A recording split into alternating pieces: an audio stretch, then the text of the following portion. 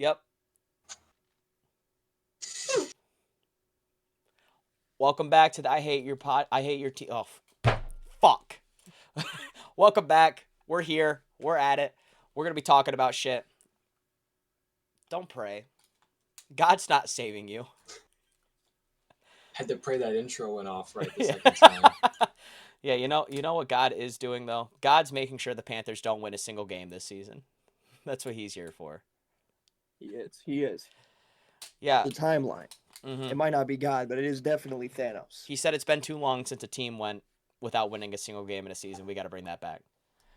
The Panthers dealing with Old Testament God. Panthers haven't seen Jesus yet. No, they don't know. They don't know him like that. I'd like to point I out. thought it was Cam Newton, bro. Oh, I'd like to point out right off the rip that everyone called me a madman on this podcast, at work, at school, my personal life. They said, Nick, the Packers are not winning against the Colts. Anthony Richardson is insane. He went crazy last week. How the fuck can you possibly say that he's going to be an easy win? The exact game plan that I predicted for the Packers and how they would beat the Colts came exactly to fruition, making me a defensive coordinator. I might as well the way I be predicting these game scripts. Didn't watch the game. Can't verify if what you just said is true. Hey man, Boom. the 3 picks will tell you that I had some of it right. I don't Hey even know man, if that it got many me picks. excited. Mm-hmm. Bears Colts next week. Yeah, that's fair. I got a crazy prediction I got a game plan ready for the Titans too. You ain't even ready. Oh my god. Simply pick off the quarterback when he throws a ball. Yeah, exactly. Just make Will Levis play football, and that'll be how you win. Yeah. Well, let's get into it. Is there any topics anybody wants to start off specifically?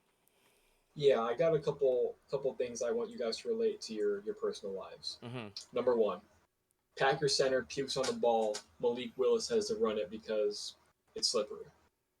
You guys both played sports at an organized level. Mm-hmm. If your opponent puked right in front of you immediately before play began, how would you react? Nick, go first. Honestly, it'd throw me completely off. I played. Robotics competition. See, here's the thing. I played a little bit of football, late middle school, early high school, and that would have thrown me completely off. I would have immediately just gotten destroyed if I just look over and I see the center is fucking puking everywhere. I'd have been like, "Are we running this? Are we running? Are they actually gonna snap this ball?" I'd be wondering. Oh shit. I feel like this is something I've seen. This is definitely something I've seen at a practice. Mhm. I don't think I've seen it at a game. Soccer is a sport I played most, so if it happened at a soccer game, dude, I think I would take it as an opportunity. Like, oh yeah, this fucker's puking, and then just get around him, not really care. Shit, but the ref would probably see it and call it. But Mhm. when shit like that happened, even if somebody went down, you know, okay, let's get around this person until Yeah. they blow the whistle. Yeah. I But never that watched anyone. is insane. I never watched anyone puke during high school golf. I don't think. I did play against two guys that were drinking on the course in high school golf. And then Brett had a guy like pull out of a match against him because he said he got too drunk last night and couldn't keep playing. That's dope. So yeah, if someone started puking against me, I'm probably just.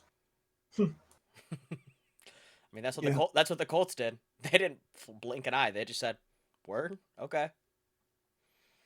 And then second Pukes thing on the is, ball. how much money would you guys have to get paid to take a snap where you have to drop back and pass it behind the Bears O line, and the defense in front of you is like above average NFL defense.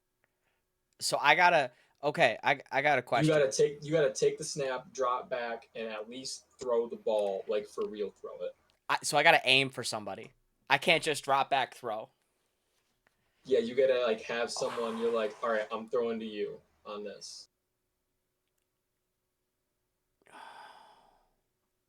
How much would I have to get paid?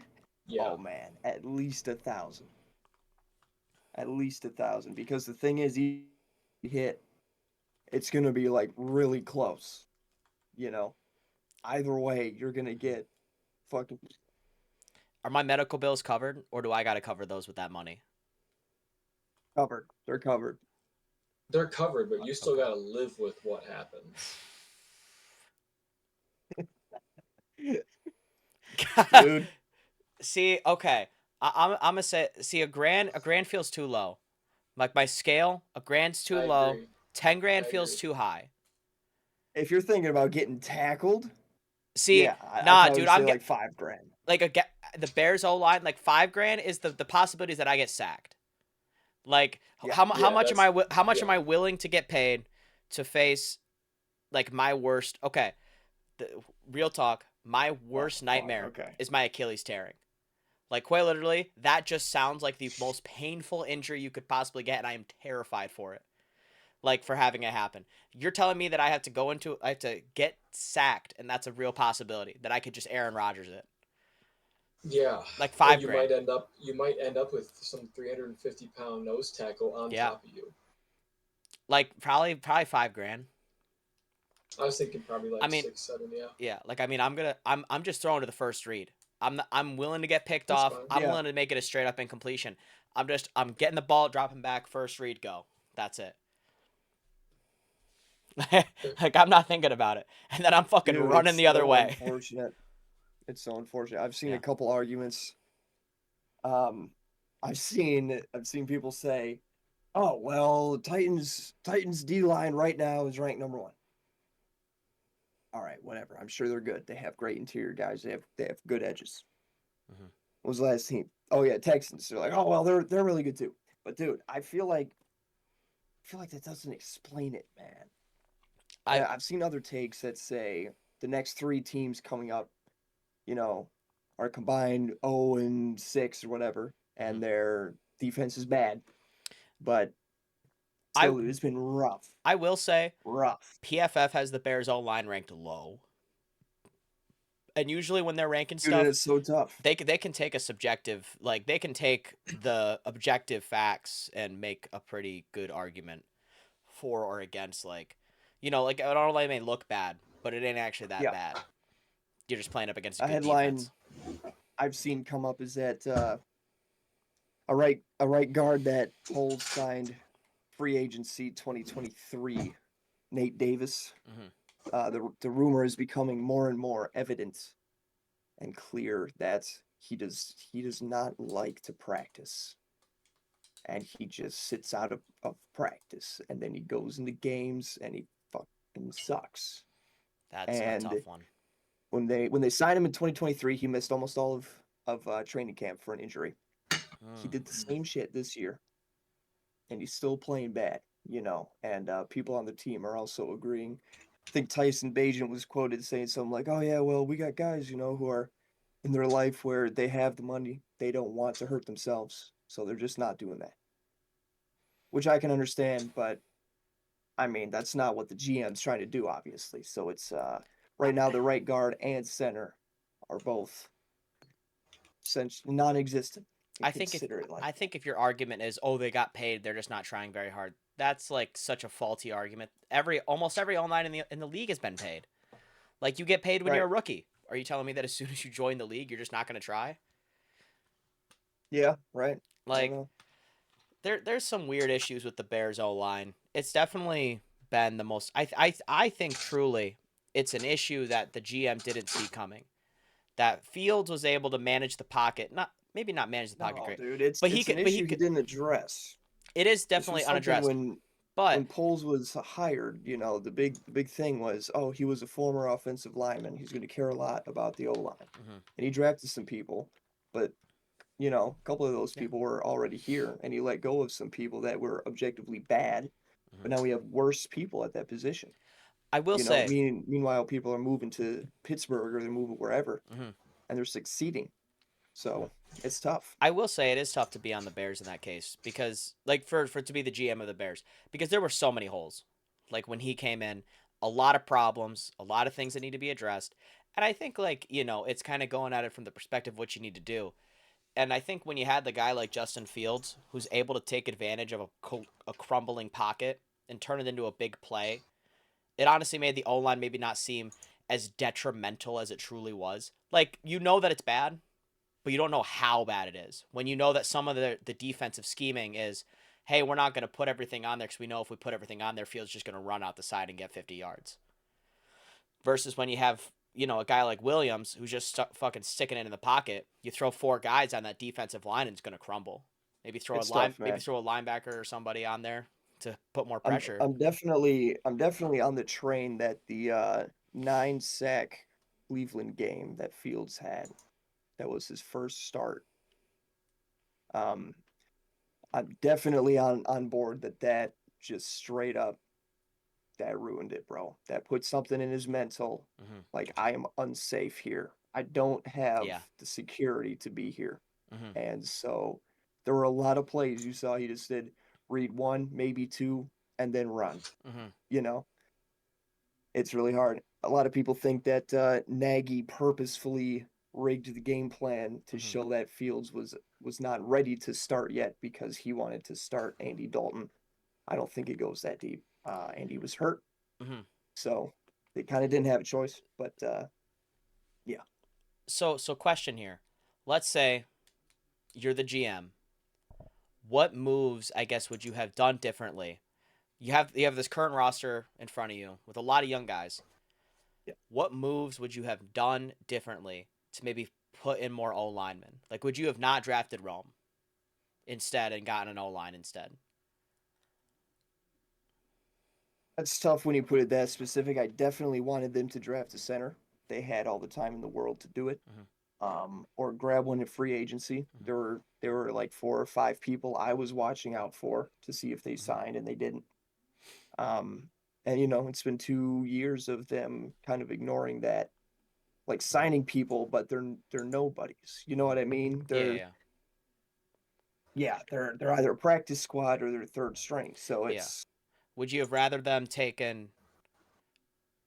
Would you rather them have not spent the 4th round pick on Keenan, but instead traded for maybe an O lineman somewhere else, or just drafted a center in the 4th round, which probably could have gotten a fairly good value center at that you point. know, Could have signed Jonah Jackson. He is hurt, yeah, so keep you that in know. mind. But would you rather have like a elite wide receiver core on paper to set Williams up to be good when he to throw to, or would you rather have had the better O lineman, just one or maybe one or I would two have guys to throw definitely to been instead? comfortable with DJ and Odunze. See, we haven't seen much of this, Mm-hmm. but like you said, on paper, Allen, Moore, and Odunze, that's like overkill, right? Mm-hmm. But I would have definitely rather had a stable center than Keenan Allen. Mm-hmm. You heard it here first, folks. Caleb just said he thinks that Keenan Allen is a bum, washed, and he wishes that he was not in the league. True, not true, not true. It was heard Dude, here first. the man has fucking played so much football, and it's tough to expect him to just Yeah. be all in at this point. In my eyes, I don't know. Mm-hmm. Mm-hmm. It's hard. Plus, his contract year is coming up. He might only be here for this season. He might. He might never play a game again. What if he's just hurt forever? Whoa. That'd be tough. Drew, is there any other questions that you had in these hypothetical scenarios? Ooh, I think it was just those Just two. those ones? Okay. Yeah. Fair. Okay. Sweet. All right. Do you think Aiden Hutchinson can set the sack record this year? He's at 5.5 through 2 games. He's probably going to go up against another second string tackle next week against the Cardinals. What did he have first week? He was going up against second string tackles the first 2 weeks and has got No, a I know. sack and then 4.5. He's at 5.5 records, 25.5. The record's 25.5. Yeah. I could see it happening. Absolutely. I could, especially with the Baker game in there. Yeah, I'm like not. he got such a head start, like 4.5 Yeah. in the second week. So what? 15 games left. So you're banking that he needs to get 1.5 sacks every single game at this point to break the record, Oh man. right? Is that It's right, or like, is it? It's like 1.3. If he got 1.5, he'd break the record by multiple sacks. Okay. Dude. So 1.3 sacks. I mean, I when you put it like It that, comes I could. and like I said, he's going up probably this week Arizona against another like backup right tackle. Yeah. And he just the second stringers are just don't stand a chance. That Honestly, head start definitely helped. If he could get another big game like that, I don't think he's easy. going to do it against Easy. Arizona. I just don't necessarily think that he could get like a huge four sack. He might get one, maybe 1.5. Yeah, but I don't. Yeah, But I think. 1.5 is above average. It's like above goal. Well, I'm saying to that make at it. most. I'm saying I think 1.5 at most. I think Kyler Murray's good enough to where he might not. He might just say, "Fuck it," like you're not getting a sack on me, bro. He's quick. Yeah, He's quick. he's I can quick and see it elusive, too. man. If I've Aiden's quick But he's enough, so dude. tiny. Yeah, Can't even see. he can above the see. tackle. Have you watched Kyler Murray evading tackles? Got like highlights, Yeah, he's like literally. a Looney Tunes guy. Yeah, it's insane. He's not. Hutch ain't got nothing on him. He might be small, man, but that means he can run fast as fuck. Hutch is He quick, looks like dude. it's like trying to Yeah, catch what a if Hutch just goddamn hits the mouse. spin move in midair. Hutch can blow through the line and just quick get a sack. Quick get a sack. He could. And 1.5, dude. Come on, that's way too easy to ask for. But when here's it the comes thing. to Aiden. But here's the thing with the Cardinals, though, that they're offensively doing that I think puts a little bit of difficulty for Hutch in that scenario, is they're running a lot of high T offensive line shit.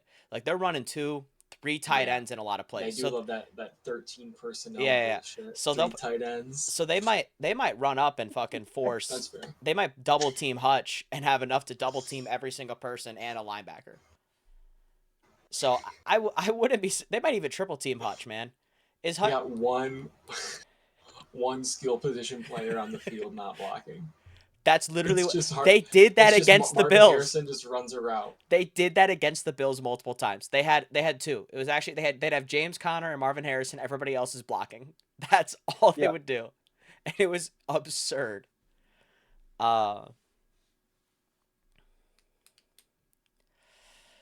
Yeah. Definitely possible in my eyes. Definitely possible. It is definitely possible. I like the chances, especially with this 4 sack game. Mm-hmm. Speaking of that Very 4 sack game, I think my highlight of the week might come from that 4 sack game. Oh yeah, you go ahead. My highlight of the week, I think, might be Baker crisscross applesaucing Rodriguez. Dude, I keep seeing that highlight happening. It is because Baker's not a runner, and to see him do that and just pull up and just fucking cross that fucker. To trot. Yeah, he's been known to trot. Yeah, but he's not like he's funny when he runs, dude. It is, but like if you I keep watching the highlight and Rodriguez just fucking is down. Like it straight up looks like a fucking getting crossed in basketball. Like I'm shocked he didn't tear his ACL the way his body went down. Especially since Baker's body is like wide and then his arms are like short. Yeah. So he's just like running. Mm-hmm. It's so fun. It's so good. funny. It's good. Beautiful. Love seeing that, man. Baker like literally looks like a dog when he runs. He does. I think he gets so low to the ground. Dude, Baker is we talked about this last week. Top dogs in league. I think Baker's just one.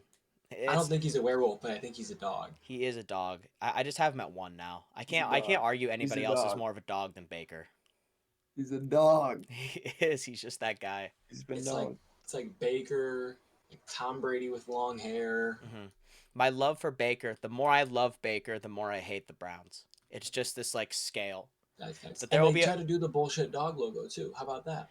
Yeah, they did. Fuck them. You say you're the dogs and you fucking traded Baker? You traded the biggest dog. Dude, that was his home. He lived at the field, bro. That was his home. Honestly, the fact. You think Amazon renews Gardner Baker? Minshew lives in a van. Do you think Amazon does the commercials to Baker again, but in Tampa Bay?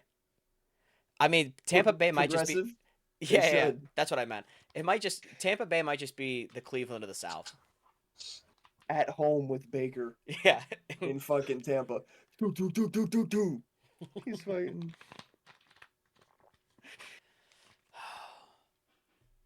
Crazy. It's a good one. Beautiful. Right. New Orleans, 15 straight scoring drives. 91 points in their first 2 games, which is the second most in NFL history. I don't even know what to say. I got a I love-hate don't even know what to think. I got a love-hate relationship with this current Saints team. I'm going to keep it totally a buck with you. Dude, this I is unbelievable. I hate to root for Dennis Allen, but I love seeing the Saints succeed right now. Yeah. I'm so into like a good underdog. Like everybody had the Saints locked out. I had the Saints fucking not doing shit. And then they fucking pull up and it's oh shit, they're them. And I'm so totally into it. Piss on the Cowboys. We love that. Yeah. We love that. Like Derek Carr right now is falling he's just being a dog.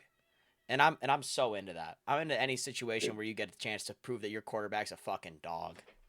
I think Derek Carr might actually be a vampire, not a werewolf. Not Yeah, a dog. He's something definitely, else. dude. He came back from the dead. That old game, that Raiders Kansas City game, that clip of Derek on the bench looking straight evil. Yeah, that's his I will aura, say, dude. When he but starts dude, cooking. but in the game, that Raiders Chargers week 18 game, that there's this one clip of Derek Carr. I don't know if you've seen it, Drew. I know Caleb has. I think we watched the game together. Where the Raiders, all they got to do is basically kick this field goal to go to the fucking playoffs to play the Chiefs. And they got a scene. There's this shot where Derek Carr basically gives the ball to Jacobs, I believe, and just lets him run down the clock. And Carr's just fucking standing there. He's looking at the clock.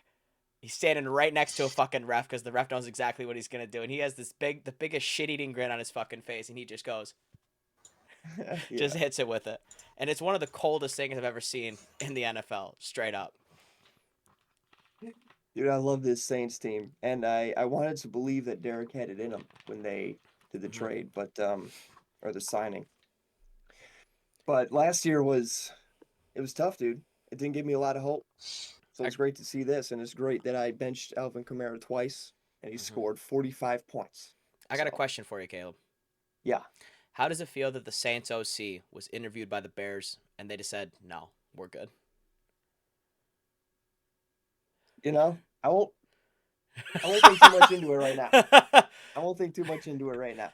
There's a lot of interesting stuff that They've been known to make some questionable hires, dude. This dude, Shane Waldron, our OC, I was watching the game. He was standing on the sideline. He had the play sheet, bro, and he was shaking with it in front of his face. He was like calling the play. And I'm like, no way, bro, no. Oh, it's tough. It's tough. Hopefully he gets it together, man. They start making something work. First, Drew, do you have something to say there? It looked like you were going to say something. Sorry, I'm just pulling up the clip. Did you find it? He's tweaking.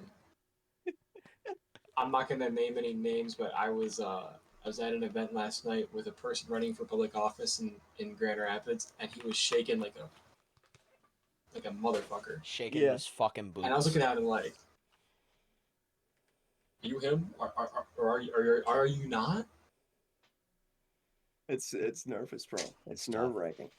Speaking of the Bears, I want to quick talk about what might be my highlight of the week. Oh, okay. During that Bears-Texans game.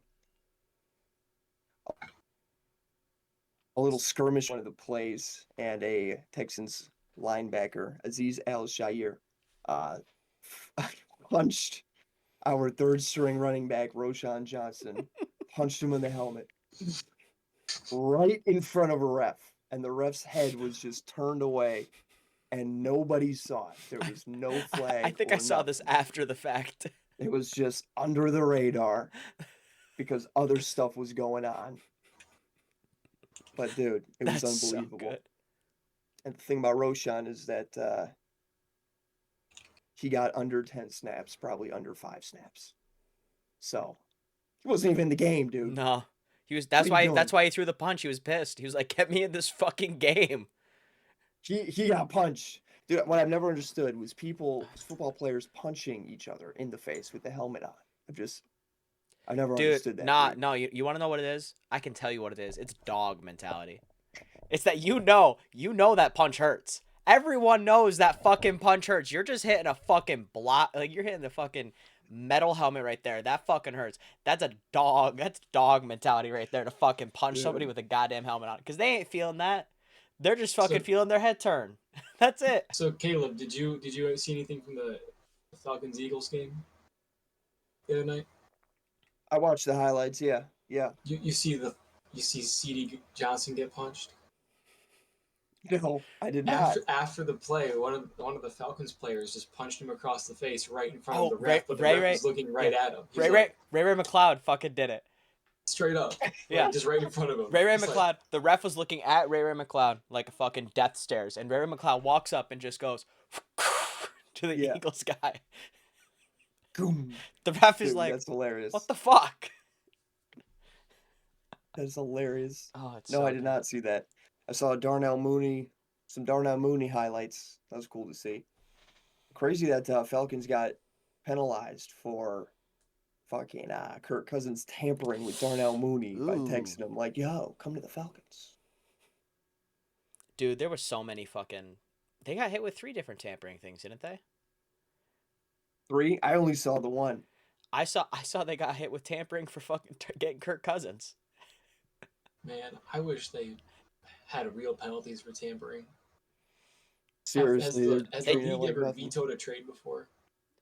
They took away the Dolphins' first round pick last year for tampering with Tom Brady. They did. Yeah. Pretty good. They did. Do you know about the aborted Chris Paul trade, Nick? Okay. I don't know that. There was I think what happened. So Chris Paul was on the Charlotte Bobcats. Mhm.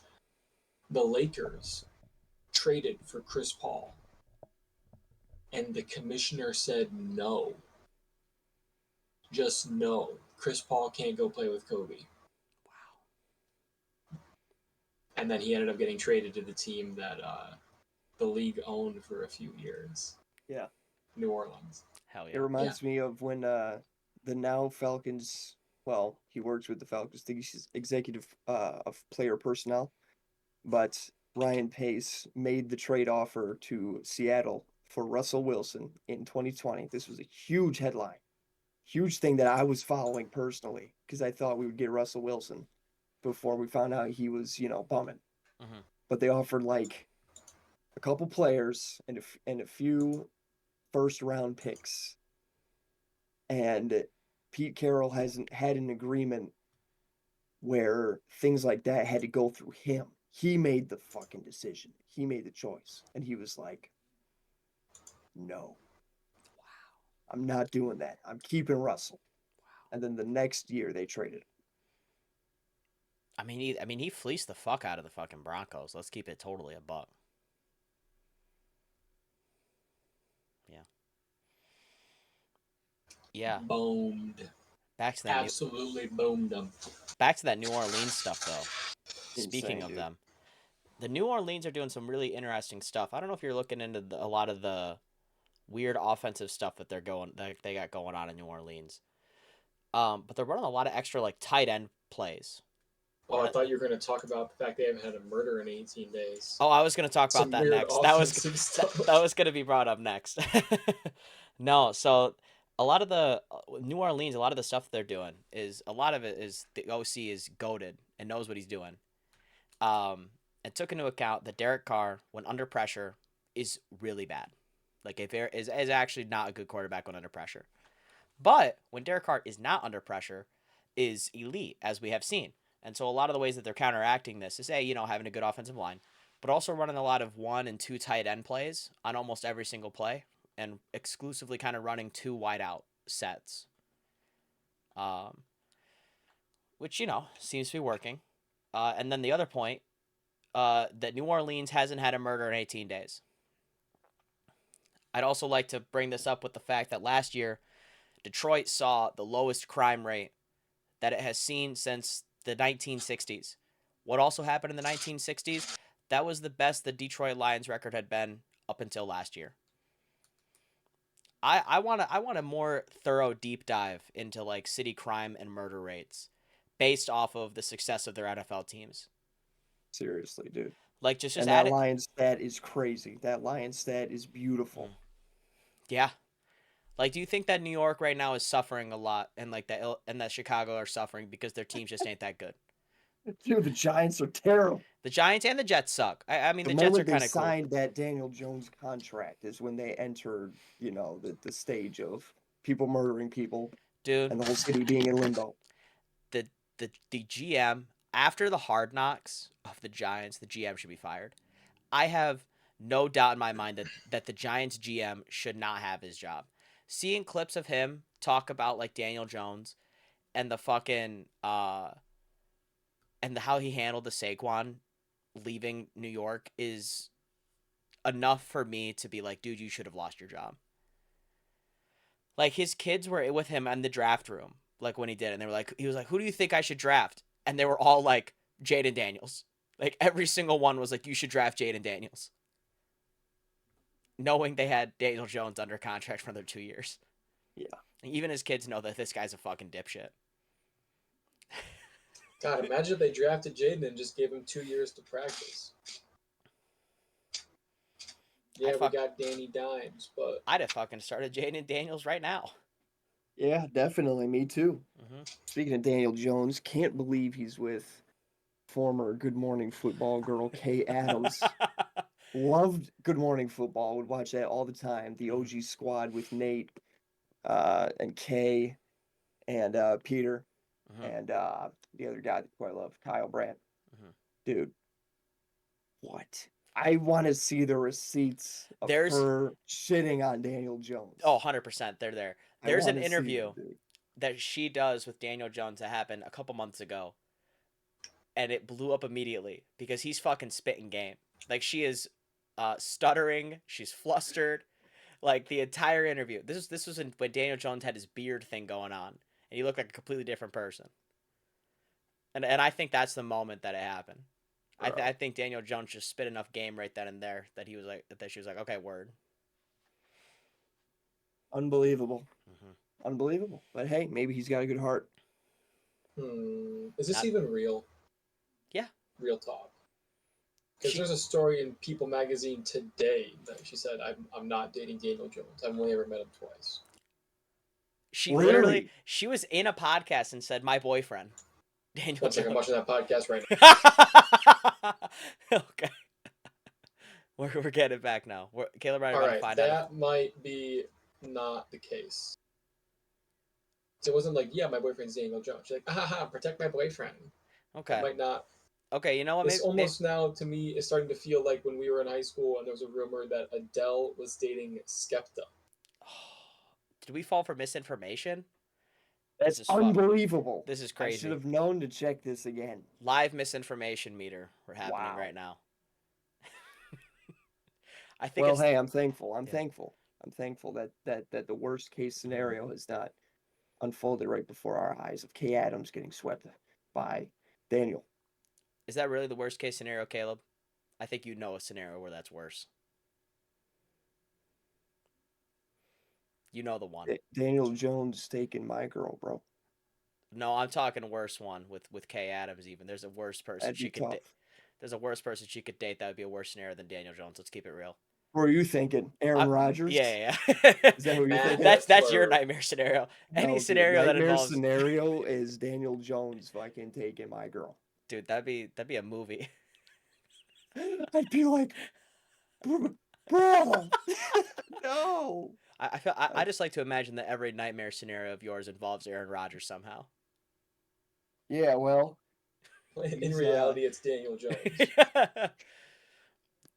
Exactly. I want to say this, Caleb. The funniest thing to me is whenever you slam your fist on the desk, your mic never picks it up. So you can see this just violent reaction, but it's just fucking dead quiet. It's Discord just cutting it out. Oh, that's so good. Speaking of, oh my God, he's just fucking going ham. Speaking of shit teams, there's a couple of teams. We still got some teams going 0-2. I feel those was maybe a little bit more than last year, but yeah. What's some concern that we may have for some of these teams that may go 0-3? I picked out 5. I believe I think there's 8 or 9 teams that are 0-2 right now. but there's 5 that I think lead for some concern if they go 0-3, and I want to hear your guys' concern level for a couple of these. I've had a thought. Okay. Consider the Panthers, Mm-hmm. and then consider the Rams' injury report. Mm-hmm. Do you think it's possible that this year, on average, over the course of 18 games, the Rams will play worse NFL football than the Panthers? Given the fact that their entire team is injured 2 weeks into the season. I'll start off with it. No, dude. Here's what I'd like to point out. I think there's 2 ways to view this. If Andy Dalton is starting for the Panthers, yeah. That's part of the possibility. I think if Andy Dalton continues to be the starter for the rest of the season, which honestly I think it's hitting that point. I think you saw last week PFF ranked the Panthers O-line in like really high metrics. We saw, and like Bryce Young was under pressure very little at the time. And he was still one of the worst quarterbacks in the league, had some of the worst QBR in the entire league. I really do think that it hit maybe Andy Dalton starts for the rest of the season. And I think if Andy Dalton's starting, this is a team that's a little bit better. Now, what happens if Andy Dalton is starting for the Panthers and Stetson Bennett is starting for the Rams because the second string O-line got Stafford put in a body cast? I don't think Stetson That's what Bennett. I'm saying. Well, I could see Stetson having more success, dude. I didn't think Stetson as far was as the Sean backup. McVay's game plan goes versus who the Panthers got right now. I don't I would think trust Sean McVay more. I don't think Stetson's the backup. Who's the next Oh, up? sorry, it's Jimmy G. Yep, it's Jimmy G. I was gonna say Jimmy G. Let's fucking go. Definitely yes, bro. Definitely. Here's my thing. I'm at a concern level with the Rams that is kind of like at red alert, mainly because you're losing. There's a lot of talk. So Cooper Kupp is gonna be out for a couple of weeks. He has a high ankle sprain, and he's in a cast for at least 2. I'm pretty sure. He's in a boot. No, he's getting casted. He's in a boot right now. They got to put him in a cast for the high ankle sprain for 2 weeks, I saw. Movie. Yep. The issue with that I think is that I don't think that they're keeping Cooper Kupp off IR because they think he's going to be back in 3 weeks. I think they're keeping him off IR because they got too many players already there.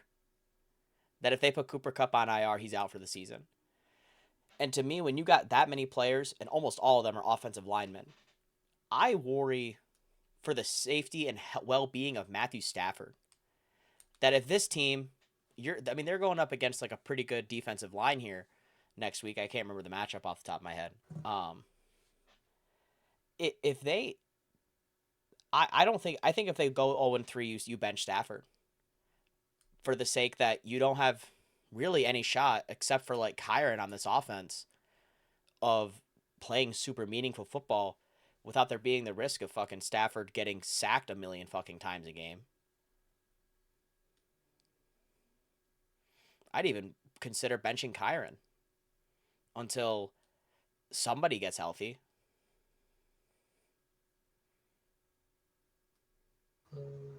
I'm trying to see who all is on IR for the Rams. Stafford. Is he good? Stafford? Did he just? I think he just didn't practice. He does that. Yeah, but he's old, so he's probably fine. They have, holy Jesus fucking Christ. Yeah, it's Jonah Jackson, guard/center, Joe Noteboom, tackle, Connor McDermott, tackle, KT Leviston, guard. Mm-hmm. That's an entire O-line. They have enough. They've lost 5. I don't know how many. A tight end, a wide receiver, a safety. So I'm looking at their quarterback. Yep. I'm looking at their full season. I don't know how many of these people, again, are out or on IR still. Some of them might not be. But you got 1, 2, 3, 4, 5, 6, 7, 8, 9, 10, 11 people are on IR currently. You have 3 people out.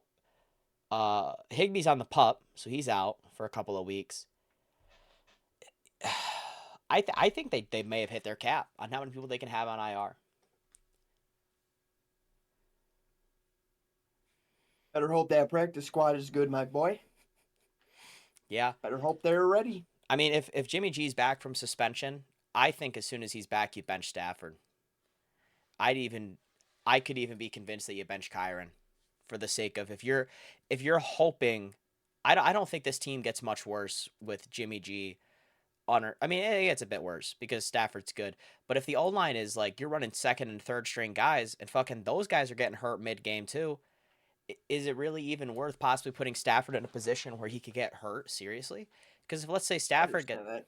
if Stafford But do gets you like see Stafford doing that? Do you see Stafford willingly taking a no, season off no. because of, potential injury? See, I'm not Even saying though an it might be entire the smart season. thing to do. I'm saying that like maybe let's bench. When's the Rams bye week? That could be a more. The Rams have a bye week of 7. In theory, Cooper Kupp could be back by then. I think Puka's injury timetable isn't super long either. I think realistically, if you said, "Yo, Stafford, we're 0-3, we're not doing anything in these first couple of weeks because we don't have an offensive line. Our 2 of our 3 elite weapons are on basically IR or gone. You're Puka also could be out till week 9. yeah. And Cup is not a clear timetable on the injury. He could be out till I think week 8 as well if it's on the longer end of the injury. Yeah. Um, I don't see how you keep Stafford playing right now if you know that you're like your receiving core. I mean, you Well, got a dude, couple of you want to guys, win games. You want to win games. You know what I mean? They want to do but anything they can to win so games. like yeah, you want to win games. But here's the other side is if you're hoping if there's like internally they know Stafford's retiring this year, then I care maybe a little bit less. But if you're the Rams and you know you have a roster guaranteed for next year, because most of the guys are still on contract, that you could go and make a run again next year, I'm chalking this year as we can't risk Stafford getting hurt. Like if Stafford tears his ACL, is there any guarantee that he can even play again? Like if Stafford breaks like his fucking femur or something, breaks a bone, or tears a ligament, breaks a bone, has a serious season-ending injury at what 30 mid 30s, like that's gonna take a lot longer to heal from, and could have an impact on the next season and or him even coming back, and not just retiring. Like I'm saying, if you have long term, if you're thinking that you can make a run next year, it might be in your best interest to bench Stafford this year, if especially with the way the injuries have gone this year. All right, I found finally full IR for a team. Okay, Shout out CBSSports.com for this one. sick. Cooper Kupp out, maybe return week 4. Davis Allen, tight end, expected return week 4. Bobby Brown, D tackle, questionable for week 3. KT Levison, O line IR, week 5. Jonah Jackson, guard center IR, maybe back week 8. Darian Kendrick, cornerback IR. Steve Avila, other guard IR, week 7. Tyler Higbee, tight end, pup. John Jackson, safety, IR, maybe week 8. Puka, IR, maybe week 7. Joe Noteboom, IR, maybe week 7. Darius Williams, defensive back, maybe back in week 5. He's on IR. Offensive tackle, Connor McDermott, IR. Defensive tackle, Laura Murchison, IR. And then cornerback, Tre'Davious Tomlinson, IR. Yeah, I think you're pushing it. I think if you know that almost all your guys aren't coming back until at least the bye week, I question why you'd even keep Stafford out there. It's And 11 guys on yeah, IR. like, cause if you're trying That's to, tough, dude. I think the difference in level of what you're gonna get out of this team with Jimmy G versus Stafford is going to be very minimal, especially with how bad this pocket is. Like with how bad this offensive line is going to be. because teams are just gonna blitz. Like they play the Vikings in the next couple weeks, I believe, and that's gonna be a fucking nightmare. They got Bears week 5. Mm-hmm. Like I don't want Hopefully that'll be. I don't want Stafford playing against the Bears or the Vikings or the Packers when they have to play them. That's just gonna be blitz, blitz, blitz. They got Raiders the 20th. Yeah. So it's tough. It's tough. Feels bad, but Yeah. to be honest, the only team I would be concerned about if they went 0-3 would be the Bengals. Really? So you're not so here's the other 4 teams that I laid out. We had the Rams in there. I had the Panthers in there and if they go 0-3, is there a concern they go 0-17? Like how, are we on red alert for a 0-17 season with the Panthers if they go 0-3 yet? Remember don't the know. Broncos last year? Well, because here's the thing. The Raiders is one of those matchups that everybody predicted they could win. And now we're sitting here. Raiders are probably going to win this game. The games that they have an easy shot at winning are getting slim to limited. Yeah. They play the Commanders. They play the Broncos back-to-back weeks. They play the Giants. We watched the Broncos. Giants could be a W. That's true. If Andy Dalton's starting, Giants That's could be true. a W. I was going to say, we watched the Commanders win a football game against a team that put up 3 touchdowns without scoring a single touchdown. The Giants put up 3 touchdowns. The Commanders won and had 0 touchdowns. Let's keep it real quick. The Commanders could do it. Dude, the Bears beat the Panthers. I watched this live. The Bears beat the Panthers. Panthers had the only offensive touchdown in the entire game. Mm-hmm. There was only 1 touchdown, and it was from the Panthers. They still fucking lost that game. Yeah, fair. So here's the other 3 teams the other 4 teams that I got go that if they that are 0-2 right now that I thought there could be some concern going 0-3. The 2 easy ones, the Jaguars and the Colts. I guess more so based off of where your expectations were for the season. Does it really matter? Nah, I think they're both mid. I think it'll even out. I think they'll both wind up in that Okay. 2 games at within 500. And now, so there's 2 teams that I think that are 0-2 right now that for me, if they go 0-3, there's major concern.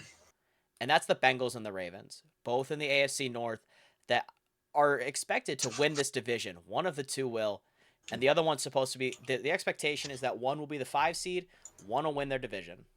I'm not concerned about Baltimore, dude. They'll find a way. They always find a way. I'm concerned about Cincinnati. So now, once but here's they get off to a bad start, they usually keep the bad start. And like they had the fluke year, and that's okay. A couple good years, but I'd like to disagree with that. What? Joe Burrow in all 5 seasons that he started, first 2 weeks is 1-9. That's crazy. He's 1-9 in the first 2 games of every season he has started. Okay. That's fair. I mean, I'm not trying to make the argument that it is a fluke that they went to the Super Bowl. I'm just calling it the fluke year because it's the one really successful year that they had. They haven't been able to replicate it. And it's tough, it's hard to do. 2 years ago they went to the championship, didn't they? They visited again. They did. Lost. They lost to the Chiefs. To the Chiefs. Yeah. And then last year Joe Burrow got hurt. I'm running into I don't know.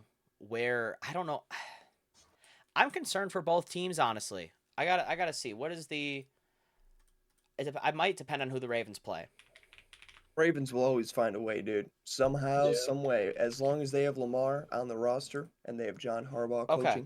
So here's they'll be fine. So here's the 2 games this week. Is you got the Ravens play the Cowboys. And the Bengals play the Commanders. If the Bengals lose to the Commanders, I'm concerned. I agree. Bro, when Jaden Daniels figures out how to score a touchdown, the league is screwed. It might take a minute, though. We got time. He scored 2 in the first week, didn't he? No idea. Yeah, fair enough. And, okay. Now, but here's the thing. So we're sitting here. Let's say hypothetical, because I'm concerned if the Ravens go 0-3. I really just am. Especially if the Steelers go 3-0. That's where So here's the thing: the Ravens play if they lose to the Cowboys, they then play the Bills, week 4. Another game they could lose. If the Ravens go 0-4, are you actually concerned? Still no, dude. So I'm not personally. week 5 I wouldn't be concerned until they went like 0-6. Then I'd be like, so you're huh. so the Bengals they play the Bengals in week 5. Okay. If they went 0-5, are you concerned? Mm, I think 0-6 is my number, dude. So week 6 is they play the Commanders. So you're saying the only if they could lose every game, but until they lose the Commanders, you're not concerned. That would be the game where I'm like, okay, So they just took the Commanders L. here's the issue that I'm facing with the Ravens and why I have concern early. Is you have Yeah, those next 3 games that are going to be tough because in theory the Bengals looked good. The Bengals, all reality, could have won this game. Like they got a good team. this was brought up. I'm not concerned at the Bengals. If the Bengals go 0-3, the argument could be presented to me that they should be 1-2. Not for the penalty, but a point about hip drop tackles that Drew mentioned in the doc. Uh, that the Bengals maybe should have won this game due to a penalty not called. What? I didn't Yeah, mention that was something that I Oh, put that in was you there. mentioned it. Oh, I see. I didn't know you put anything. Yeah. But That Jamar Chase should have. There was a hip yeah, drop tackle that definitely should have been called, and if that got called, the Bengals probably would have easily scored more points. yeah, it's tough with that new rule. I mean, they just implemented it this year. We've seen the league do this a ton of times, implementing a rule. We saw a couple years ago when they implemented the pass interference rule that people can throw a challenge flag to say that there was potentially pass interference because of a game that was lost due to a no call. I don't think I've But ever seen that rule implemented. yeah, they took it away immediately. Yeah. But something like the hip drop, that's just for player safety. Mhm. And there were a couple last week I mean, that we saw were just Mixon get hurt not off called. hip drop, didn't he? Yep, couple injuries. Mixon at least got injured, but it's tough, man. I mean, I can understand the refs maybe not want, not registering to call it right Mhm. away, but It's tough that when Jamar Chase one is tough because he could have turned the tides, definitely. yeah. I don't think. I mean, yeah. I don't think I've seen a single. I don't think I've seen a single hip drop call get made, but I've seen multiple hip drop plays get happen. I don't think one has gotten called yet, Yeah. so I it's don't know. probably a fire under So there. I'm a little concerned when I'm looking at this Ravens schedule. If they lose this week against the Cowboys, I'm concerned because then you play the Bills, you play the Ravens, Commanders is an easy win, but then you play the Buccaneers, an elite defense, and the Browns. Broncos easy. You play the Bengals again, the Steelers, this Chargers team which looks kind of pretty good. Then you play the Eagles, the Steelers again, the Texans, and the Browns. I'm concerned over the number of wins. I'm mainly concerned about this offensive line. The Ravens' offensive line seems troubling. And it doesn't seem like it's Well, getting enough talk. I mean, it's hard when you have a mobile quarterback because you let that thing Mm-hmm. just slide a little bit. Yeah. You just let it slide. But the thing about the Ravens is they have Derrick Henry, and I like their D line. Always Mm-hmm. have, always will. Plus you got Roquan Smith there in the Yeah. backfield. I like the by defense a So lot. something like that, Mm-hmm. that just gives me that gives me faith. But I can definitely see it. That's a tough schedule, dude. Mm-hmm. Especially the Browns D line. If they Yeah. can The if they Browns' can really offense might pound not it. be good. But that defense, though. I mean, once the Browns realize that they should just start Jameis Winston, man, that it is game over for the Dude, league. these Ravens Browns games are about to be freaking 7-3 Oh, and 10-8. 100%. It's going to be. Are we writing that down? No, Write this down. Write Right. this down. 12-8. It is locked in time forever. Okay. So now to If the the other. Ravens start 0-8, I say they finish 9-8. There's no way this Ravens team finishes under Are you 500. saying they're gonna pull a Dolphins from what three No four years idea. ago? That The was Dolphins crazy the though. That Dolphins was went 0 crazy. 7, then won 7 straight, and then proceeded to end the season like 9-8. That was crazy. Hey, the Lions did it too. That was crazy. That was crazy. Almost made the playoffs. They did. So now to the contrary. What 2-0 teams need to go 3-0 for you to be bought in? And or if they do go 3-0, are you still not quite bought in? How many wins are you gonna need to hear? And I could either spitfire these and you could just hit me in with them, or we can go in a little bit more in depth with them. There's 2 matchups this week that have 2-0 teams. Yeah. So those are the Vikings and the Texans. Yeah. the Steelers and the Chargers. I would definitely need another win from the Chargers and the Steelers to really I'm think gonna they're need legit. multiple more wins from the Chargers. I don't think I'll ever believe in this Chargers team. Really? No? How many I think I wins? just Yeah. So they could. So how many wins do you think they need? Like, so here, let me pull up. what do you mean need? Need for what? For you to buy in. How many? Like for you to at least admit that it's a good football team. 8. So you need them to go. So the You Chargers know- play. So the Chargers play the Steelers this week, which have held their opponents to what? Isn't it under 30? Under 20? Something weird, wild like that. They play the Chiefs, Broncos, Cardinals, Saints, and Browns.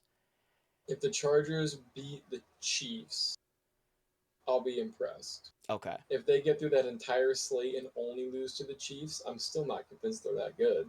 So you think if they beat the Saints, that still doesn't mean they're not that good? Wow. Okay. No. So You know what? But the team I don't believe in is Minnesota, dude. I would need Really? to see even when they, dude. Even remember when they had all those wins, whether you go 8-0, 9-0, wild card game. So No. I'd like to point out that I'm not necessarily saying that Minnesota is for me to be bought in that like they're going to go to a Super Bowl or anything. Yeah. I'm saying that we thought this was a bottom 3, bottom 5 team that has beat the 49ers in week 2 by like 6 points. By not a one score game. Yeah, But- the whole team got hurt.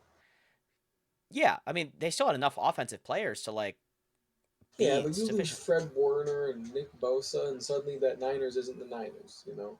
I mean, that's true.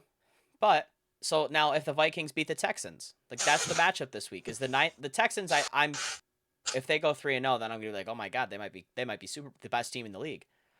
Caveat They with go the Chiefs. 2-1, they still might be the best team in the They league. might still be. I don't really care about this Texans team no matter what that happens this week, but for me the Vikings if they won 3-0, beat the Texans and the Niners, even if the Niners were a little hurt, is like would be impressive. I could see myself it would be being impressive. It'd be It would be impressive. It'd be impressive. I could see but myself I- being bought into Darnold specifically. That Darnold got the no. shitty end of the stick. I'm not, dude. I'm not because I'm bought into Kevin O'Connell, and I like him, and I like his game plan, and I bought into the defense a little bit.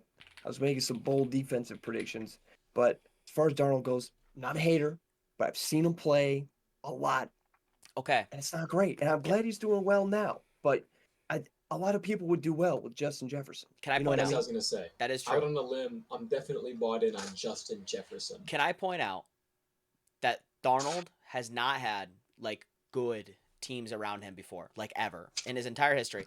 He played on a really shit Jets team for a couple of years, and then he went to the Panthers, and the Panthers made Baker Mayfield look like a fucking steaming pile of dog shit. And now look at him on fucking like the He week was water boy. the very week that fucking Baker Mayfield gets out of the Panthers and goes to the Rams, he wins a fucking game. Like, are you fucking kidding? I think that plays a ton into it is the atmosphere around him. But I do It's agree fair. that there's a lot of quarterbacks that would look good with Justin Jefferson, of course. But I also like to point out that Sam Darnold is a young guy. I didn't realize how young he was. Sam Darnold this year is the same age as Aaron Rodgers was when he first started in the league. Damn. And so, like, we've seen a lot of Darnold, but we've also seen a lot of young Darnold who just finally finished developing his full frontal cortex. Maybe he needed that final year to finally hit. We're going to see a new Darnold hit. Dude, Final I'm not here evolutionary for it phase. because I hate the Vikings. I'm not either, but Maybe if you went to the Commanders or something and he played there and they got Jaden. But if you went somewhere, dude, maybe he could go to Miami. He could replace Tua. so they play the Texans this week. If they beat the Texans, I'm trying to look at when games they don't have a ton of impressive wins this season, I'll be honest. If Jordan Love was playing, I'd say their week matchup next week against the Packers. If they won that would be maybe a little bit more impressive. But then they play the Jets, the Lions, Rams, Colts, Jags, Titans, Bears, Cardinals, Falcons, Bears, Seahawks, Packers. Like, this is all things considered, not a pretty terrible. easy. It is pretty Pretty easy. easy. Besides, like, some of the divisional matchups, if they beat the Lions, then I would be like, they See, might be good. I'd be humming if they will beat the Packers and the Lions in those first two divisional games. Yeah. I'd be uh-oh. But Even I'm the not. Packers game, I'd be like, Yeah, I'm not. shit happens. The Packers and the Vikings notoriously trade wins, and especially with the fact if Malik Willis is playing this game, I totally see this as a game that they could easily just win. Yeah.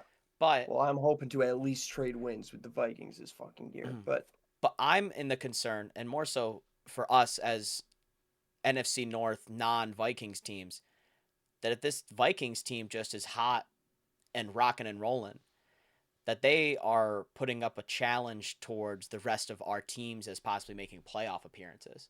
That this could be a Vikings team that slots into this wild card because their schedule's so fucking easy. dude, we already talked about the NFC North. Yeah. And we are talking about how much of a powerhouse it could be and considering the Vikings at the very bottom. Yeah. And now we're considering the Vikings winning the division. I don't think they're gonna win the Currently. division. No. Not saying- final, but currently leading. Yeah. And it's like, dude, Like what no are one we saw doing this. here? Like I'm saying that like we could see a scenario play out where the Lions or maybe first, and then you go Vikings, Packers, Bears. Or even like fucking Packers, Vikings, Lions, Bears. Dude, at this rate, It's wild. Mm-hmm. I was reading a story about Justin Jefferson this week, and it said that everyone's eye dominant in one eye or the other, right? Mm-hmm. And many high level receivers are able to kind of be like eye neutral. You know, wow. Justin Jefferson is able, maybe, to swap between eye dominances at will. I can do that actually. This is actually a thing I can do. I can actually flip. It's a mutation. So I can flip between which eye I'm seeing primarily out of, like almost at will. Now I will acknowledge that there's one eye that like I do see worse out of it when I'm choosing it to be the primary like sight. But it's almost like the same thing as like when you're breathing with your nose, where you almost like you could just flip flop which nostril you're breathing in or out of. What are you talking about? I can't do that. Yeah. What? Wait, whoa. I just breathed on the phone, bro. Oh wow, we're getting really deep into it now. Okay, unlocking some hidden traits, I guess. It's like when you swap which ear you're hearing out of. Can you not do that? I'm not even joking. The hemispheres I between believe Nick's you on the brain eye. have degraded. The eye thing, yeah. Like I believe you on the eye. You've had the crazy eye story arc, but the nose, I don't know. Might need some more explanation.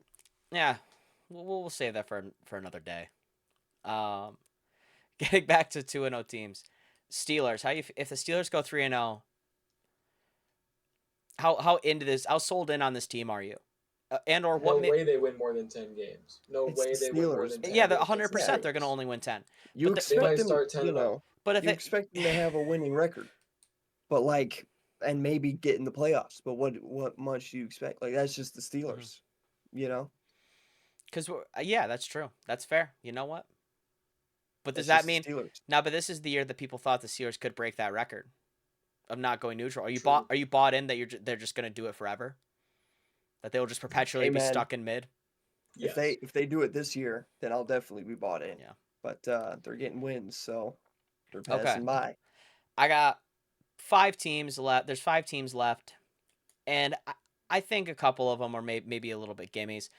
If the Chiefs, Bills, and Buccaneers go 3-0, are we just bought in? That these I are like the Bucks, dude. that I like these are Baker. contending teams. They're gonna go deep. They're contenders for deep playoffs, maybe even a Super Bowl appearance. Sure. Yeah, sure. I think Sure. the Steelers are better than the Bucks. Really? Really? I haven't thought about that, but that thought just popped into my mind. Did you guys see the TJ Watt aura sack? No, I might have heard about it. I haven't seen it. I'll share my screen. I actually just watched it. Okay.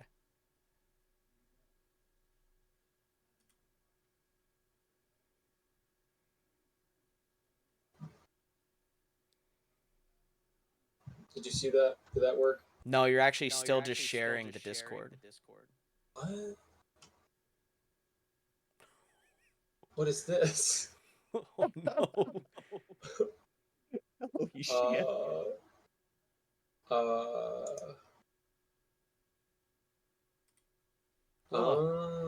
Here we go. I think I got it now. Okay. There you go. Okay.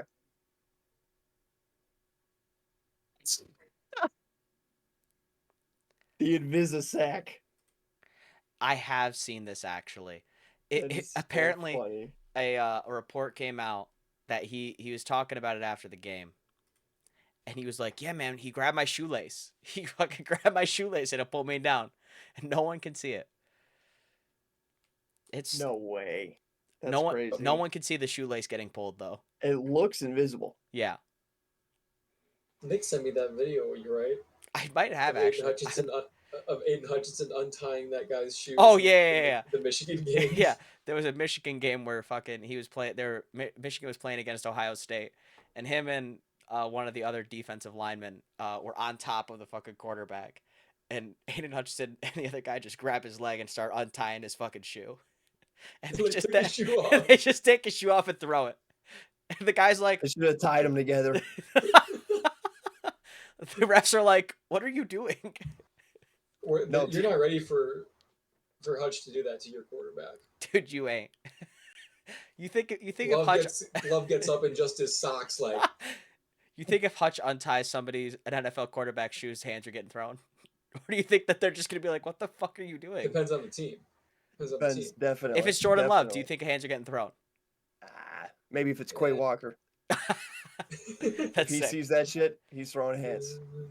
Okay, now here's the two unexpected teams that no one really thought, but we knew they could be good, more so mid. Are you bought into their high caliber teams?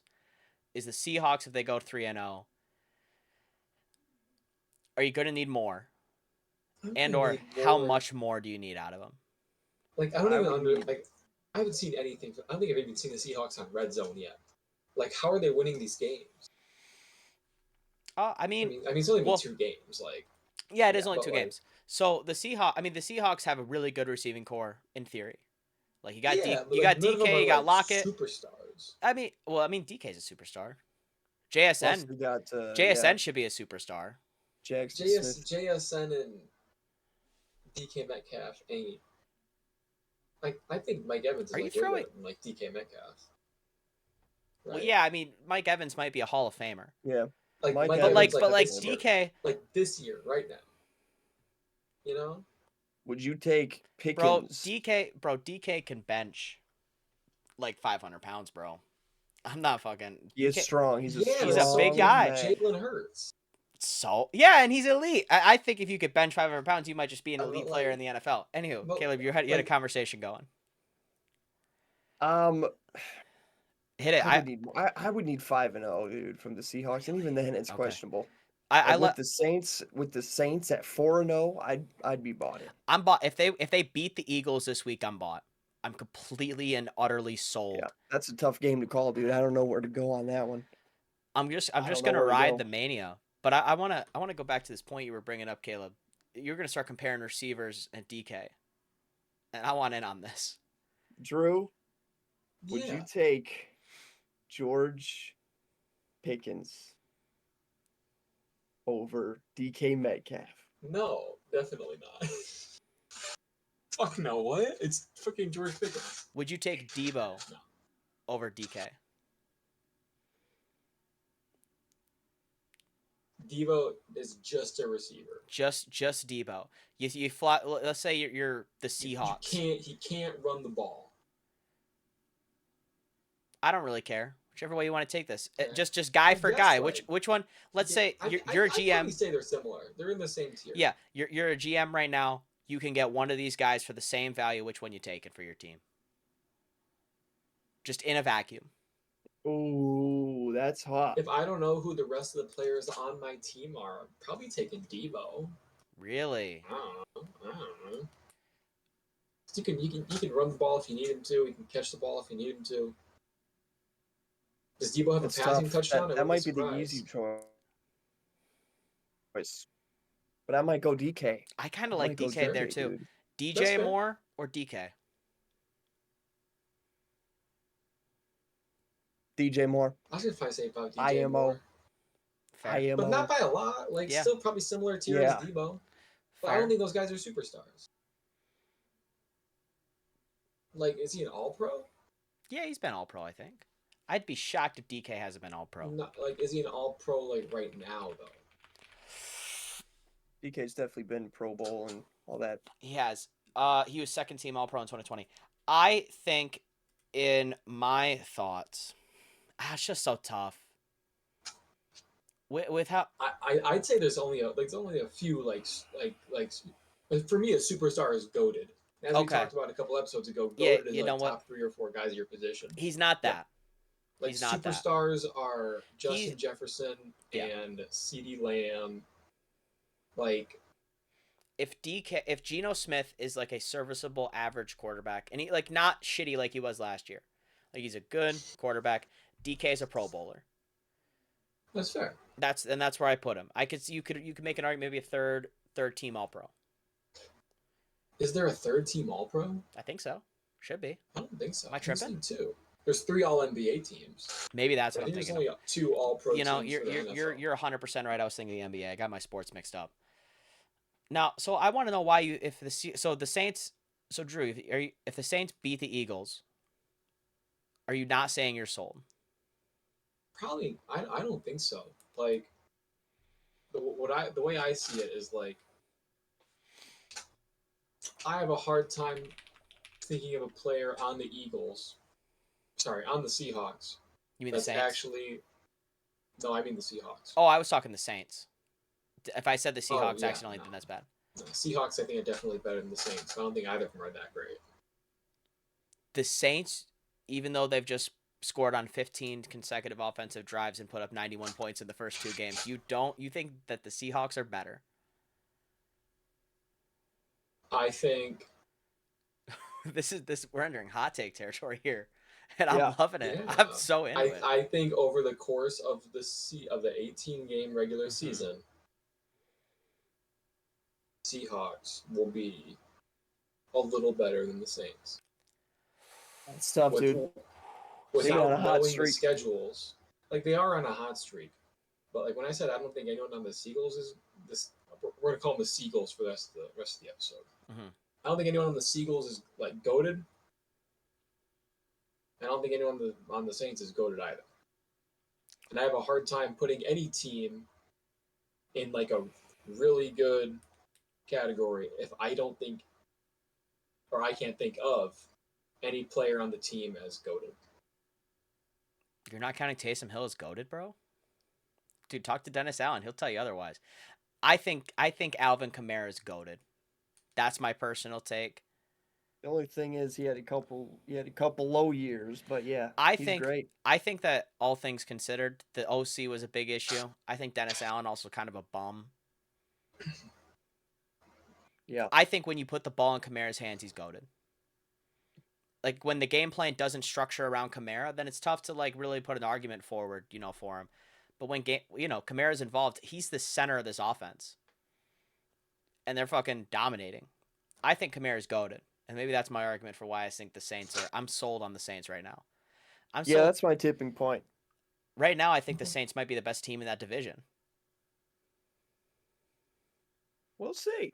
Yeah. We'll see. The Bucks are the ones that I'm looking out for there. The Bucks and the Saints are the two that I'm looking out for. The Falcons, they would need to bounce back pretty hard to really sell me. Mm-hmm. Yeah. Mm-hmm. Any other hot points before I jump to a different topic, or? Not from me. I think we've done well on this one. Okay, I got just quick ones, just quick one hitters, and then we can wrap it up here. Who'll be the last team to lose a game? Of the teams that are 2-0 right now, who will maintain their undefeated status the longest? We got the Vikings, the Texans, Steelers, Chargers, Saints, Seahawks, Buccaneers, Bills, and the Chiefs. That's a long list. That hurt to say it. That is a long list, dude, and It hurts that the fucking Vikings are in it. the Vikings have.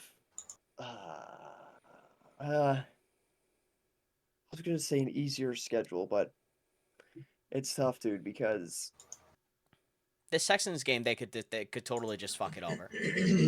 I mean, hey man. Also, keep in mind, the Niners lost by and got 17 points. The Niners curse, bro, could kill Darnold. could This whole thing could go up in the air. He'll tear his Achilles this week. It happens every time. Niners curse is real. last team to lose a game. It's tough because Chiefs got tough opponents. They played the Saints and they play the I forgot, but honestly, I feel like the Texans schedule is too hard. The Vikings, something could go wrong. Mm-hmm. It The could be the Bills, Saints, and dude. the Texans play each other in 2 weeks. Yeah. Yeah. I think for me, the Texans, this is like a sneaky game where I don't necessarily know what the full identity of this Texans team is. I know the identity from last year. I don't know what necessarily the Texans is pushing to be for this year without Joe Mixon. Because we saw that Joe Mixon's a very integral portion of this offense, and I want to. This is where I kind of get to see them without rushing Joe Mixon. Yeah. And so there could be the Vikings could catch him off guard trying a new scheme. I raised the argument that the last team to lose a game could possibly be the Pittsburgh Steelers, as their immediate schedule is Chargers, Colts, Cowboys, Raiders, Jets, Giants. I love that schedule to go win a bunch of games in a row. Dude, I might buy in with you on that the Steelers might be the last undefeated could you team. imagine, dude, if they started with a bunch of wins again? They That'd be started so like sick. 8-0, 7-0. That'd be The insane. Chiefs get the Falcons this week, then the Chargers, then the Saints. I could see them losing any one of those games, I though. could That's the too. thing.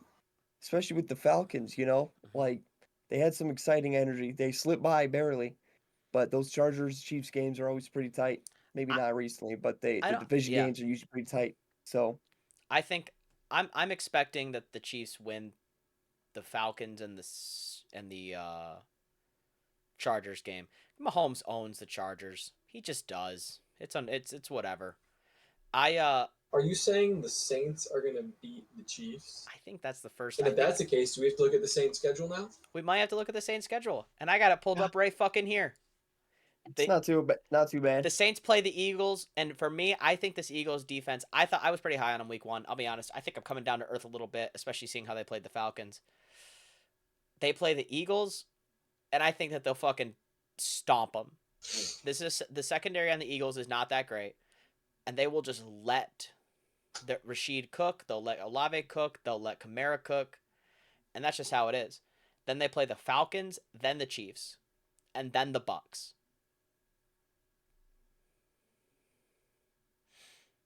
I think These are tough games, dude. I think that for me the Saints are up there, but the Bucks are got a sneaky good schedule coming up. They play the Broncos this week, which I think almost guarantees that they'll go 3-0 in the next week. Then they play the Eagles. Could be sneaky. And then the Falcons. So Nick, are you going to change your pick to the Saints? Eagles are frauds. Eagles are kind of, yeah. I'm going with the Bucks. I think I got the Bucks. 0-2 frauds. I think the Bucks will lose a game last. And knowing my luck, they're going to lose to the Broncos. I mean, Eagles versus Saints as far as the prediction goes. Are you changing to Saints? Oh, I had Saints. Okay. Is it not in It looks like you have Eagles right now. Oh, I didn't mean that then. I meant the Saints. It's tough for me, man. It's tough, but I'll go with Saints.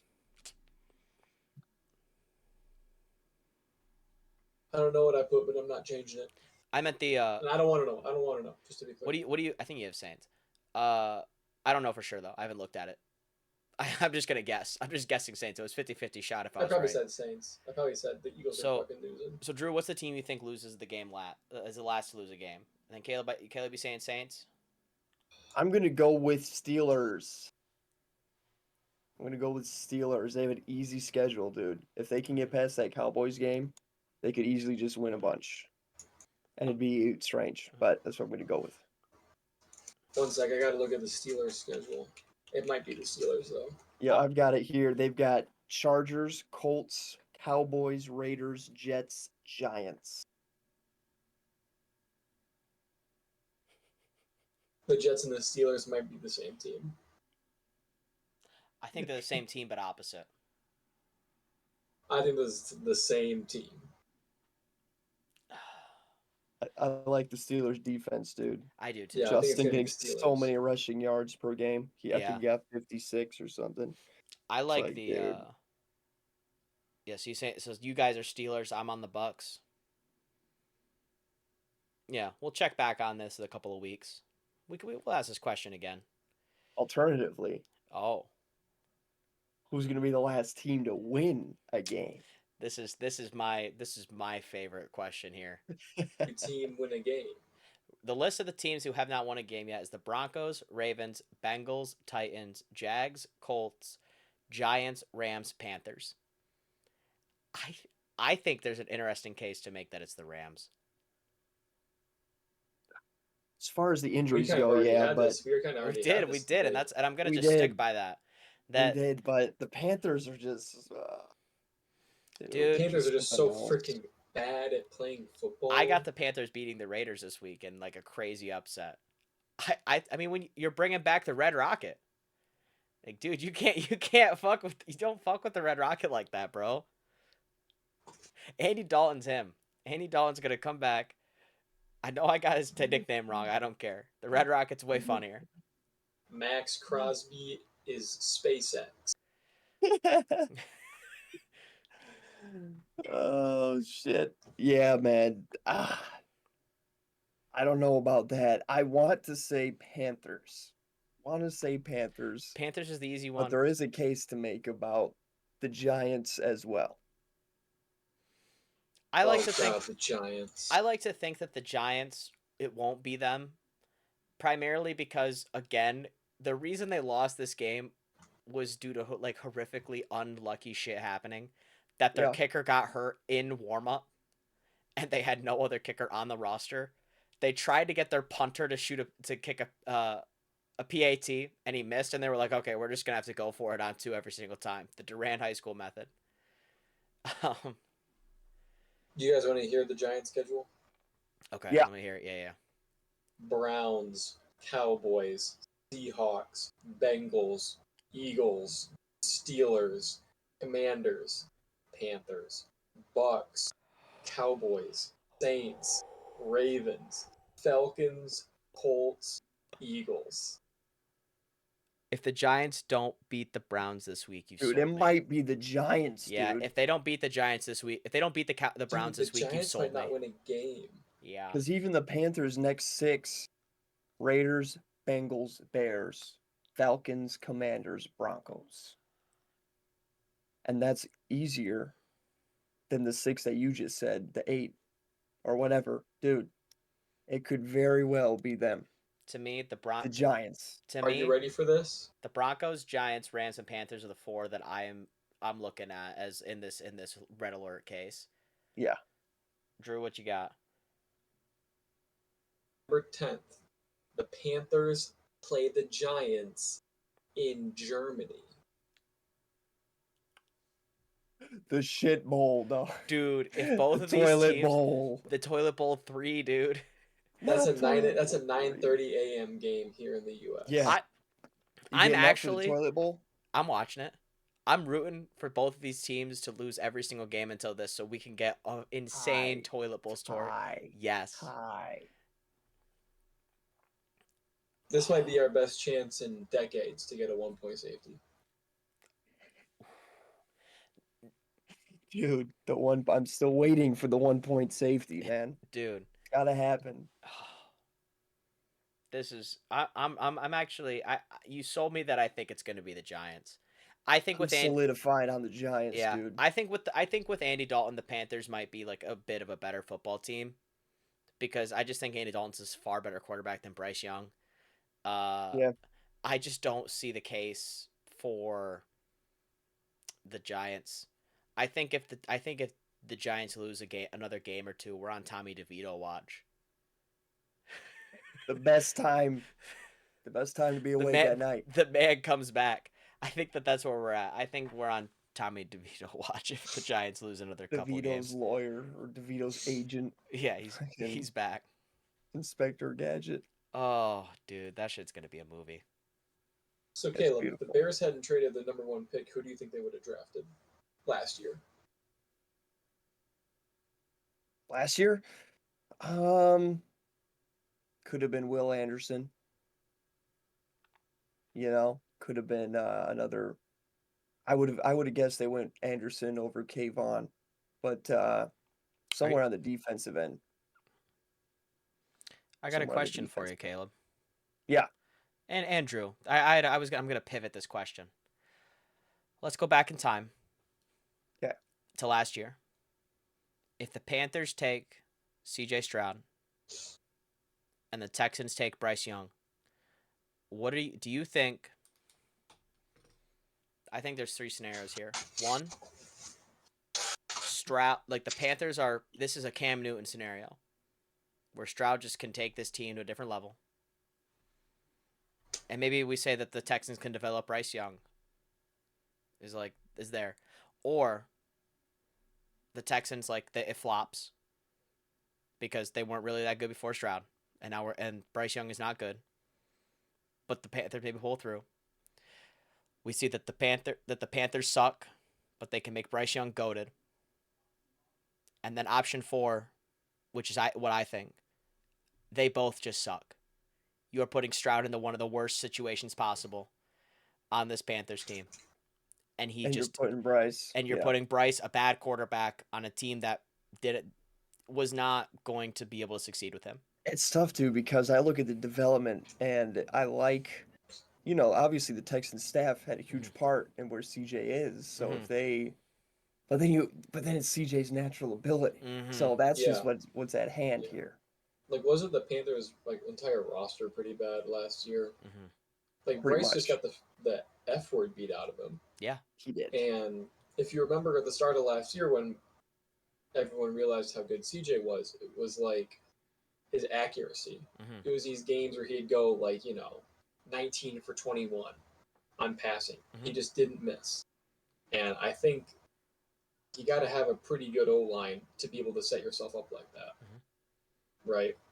And so he's got all this natural ability, right? But I think if you put him behind that Panthers front, probably just gets the shit kicked out of him.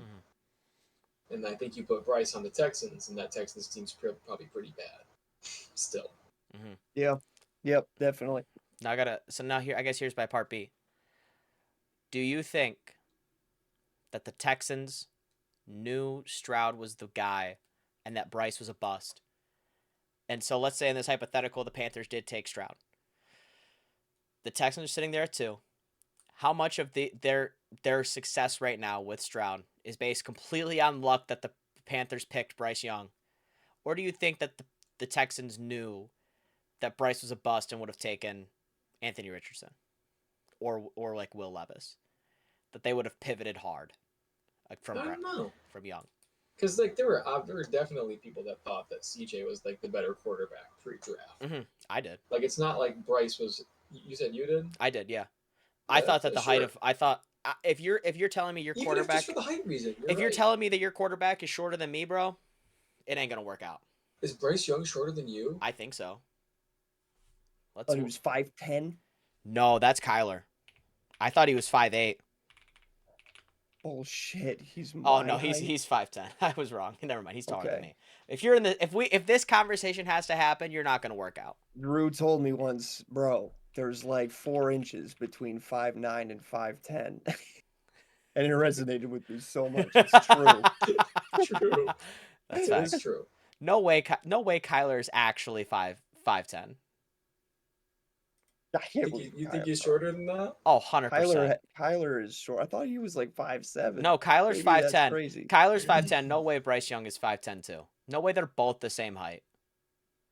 You can't tell me that Bryce Young is struggling to see over the offensive line and Kyler's literally throwing dimes down the field to Marvin Harrison Jr. You cannot tell me that they're the same height.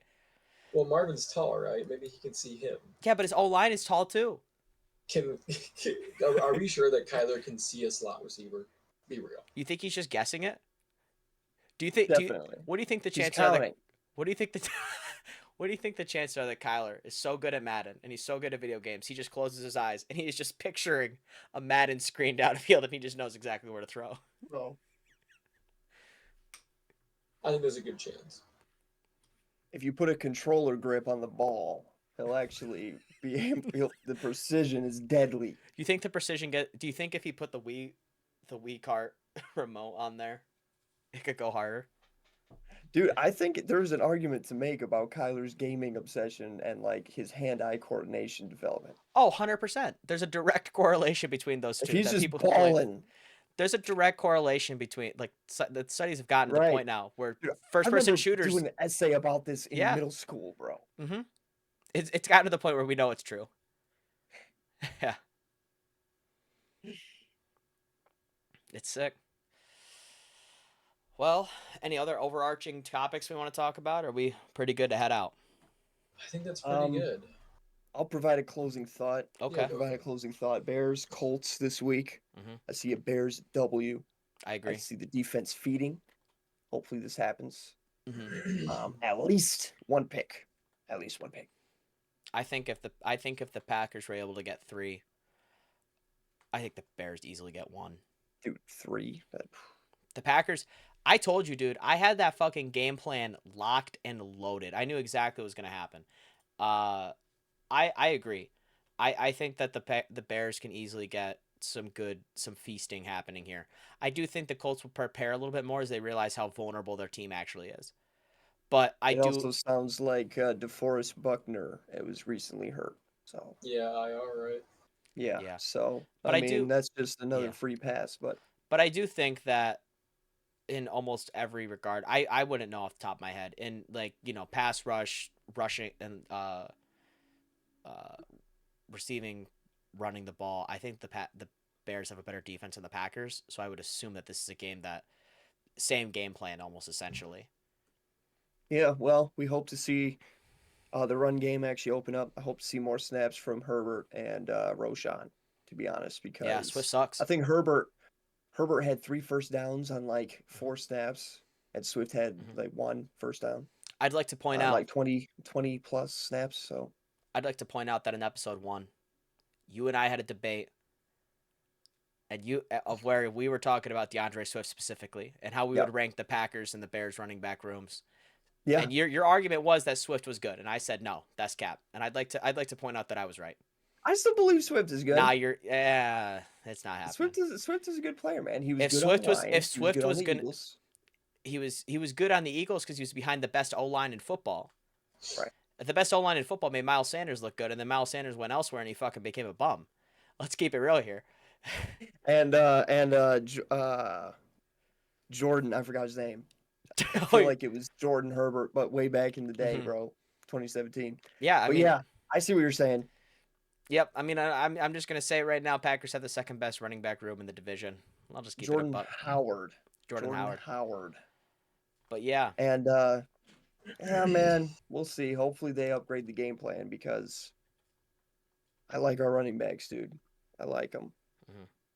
But On the topic of running backs, I predict Cardinals rush for less than 100 yards in this game. movie. I Drew, think the Lions' goal is to be the best rush defense in the NFL this year. Hey. I think that's goal There you number go. 1 on defense. I like it. And- that was Bears last year. Just want to make that note. That's a good defensive goal, honestly. I'd be I agree. fine handing it over to the Lions as long as And I Bears are in the think top 3.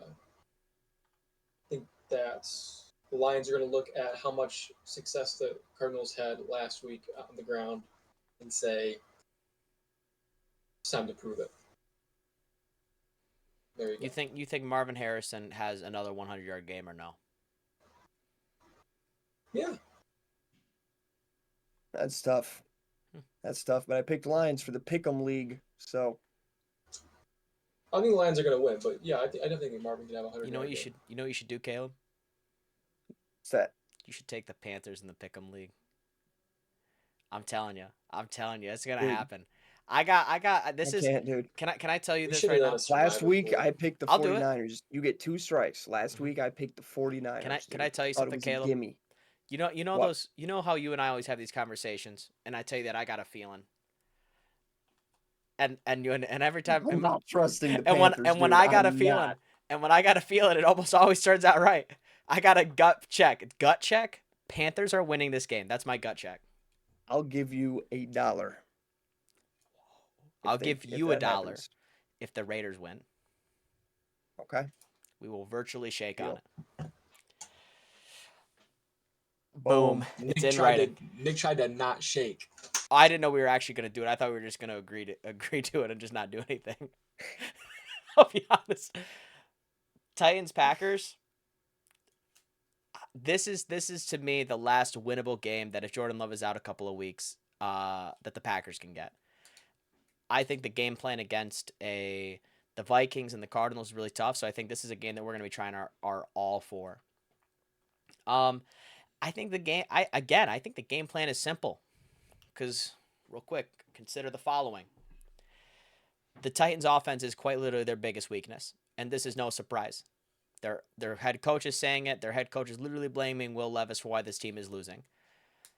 The Packers literally just have to follow the game script and let Will Levis play offense, and the game will just be theirs at some point. He's gonna make stupid decisions. They just gotta capitalize on those turnovers. And so far this season, the Packers have done a phenomenal job capitalizing on turnovers. And I think it'll keep up. I do think that the Packers have to be willing to let Malik Willis play under center a little bit more and put some more yards in the air. Last week, I'm taking the baseline that to beat the Titans, you have to mimic the results that the Jets did last week, and I'm going to probably keep that for the rest of the season. The Jets had 175 yards in the air, 90 yards on the ground. I think the Packers will need to put up similar in order to beat the Titans. I think Willis will need 200 all-purpose yards, at least 150 coming in the air. If they could do that, they'll win. 150 what? Yards in the air. Rewind the tape on that one. Pull up the tape. So we're saying www. Yep. I will say, Malik Willis had 122 yards in the air last week and 46 on the ground. Who are Vikings playing again? The Texans. Okay. I'm rooting for say L. I'm hoping for an L. I'm hoping for an L for the sake of the rest of our teams that we can recover from this one. That'll put if all three of our teams win and the Vikings lose, the entire division will be tied. Yeah. Yeah, I'm hoping to see the Bears not drop below 0.500 before the bye week. Strong possibility they could enter the bye week at 5-1. Something I was saying during the offseason. We'd have to calculate this out. But is there a possibility that the every team has the same record going into the bye week? Well, could be. What bye week? What week? Oh wait, right. That could not happen. What week? Bears is week 7. Let's say week 7. What's the chances that the Lions first 6 game? too. The first 6. I think actually the Lions is week 5. It's like 5 or 6, I think. Yeah, that's pretty early. That sucks. Crazy. That's a shitty bye week. You got to bounce back and get that first seed though, so you can get a second bye week later in the season. True. Week 5 bye week. That's Holy tough. So by the bye week, the fucking Lions bye weeks in 2 weeks. That's so bad. It's not even a rest period, dude. No, that's like it that you might as. That's so fucked. It's like clocking in at 7, working until 4 or 5, and having lunch at 9. That's like fucking that's just high school fucking lunches. You pull up at at 7:30. Okay, time to go to lunch at 10. Yeah. Like, okay, That's crazy. thanks, dog. You got until 2:30 to get out of school. Yeah, dude. Dude, this shit's so fucked. Well, any other closing arguments or No. no? Well, Drew, a question or just thinking? Lions have back-to-back Thursday games this year. Oh, Thanksgiving. Thanksgiving. Yep. Thanksgiving against the Bears, and then the next week is Thursday night football against Packers. Do the Vikings have a Thanksgiving game? I don't know. Packers do, I thought. Yeah, the Packers, Bears, and Lions are all on Thanksgiving. We are going to feast. That Friday when we record this podcast, it'll be a movie. It will be. It'll It will just be be a a Black movie. Friday pod. Black Friday pod. Dude, I'm gonna have that's around the same time I have a couple weeks off of work. So Oh, sick. I'll be in the city for a minute. Hell yeah. Well, In-person podcast live from Durant. oh, Black we could get. Friday. At 2:06. What if we just recorded it that night after the games were done? We can get live reaction afterwards. Yeah. Thanksgiving dude. night pod Yeah, live from the 206. I'd be Love down. the Bears Lions Thanksgiving games, dude. They've been a lot in the last 5-6 years. So I'm hoping ready. for. Burst. Yeah, Burst. it'll be a movie. it's Well, gonna be a movie. thank you all for watching. I don't know. Subscribe. Maybe like the video. See you next time.